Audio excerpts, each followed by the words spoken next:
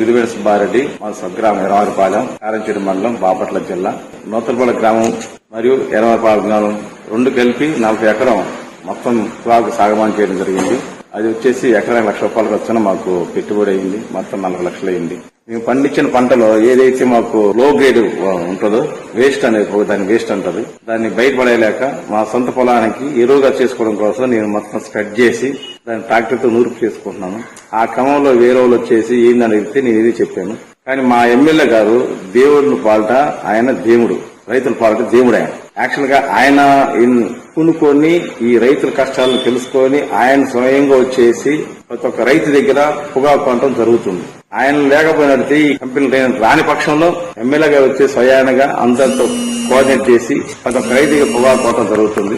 కాకపోతే ఒక షెడ్యూల్ పెట్టుకున్న వాళ్ళకి షెడ్యూల్ ప్రకారంగా అందరికి నిదానంగా స్టెప్ బై స్టెప్ తీసుకుంటున్నారు. అటువంటి చేసే మంచి వ్యక్తిని, మంచి గవర్నమెంట్ ని, నేను చేసే ఎరువు చేసుకునే వేస్ట్ పొగాకుని గవర్నమెంట్ మీద, ఎమ్మెల్యే గారి మీద ఈ విధంగా వక్రీకరించేసి చేయటం నాకు చాలా బాధగా అనిపిస్తుంది. అంత మంచి వ్యక్తిని ఇట్లా చేయటం, ఇట్లా రాయటం కరెక్ట్ కాదు. యాక్చువల్ గా ఇది నేను గవర్నమెంట్ కి, మా సార్ ఎమ్మెల్యే సార్ కి నేను విన్నపించాను.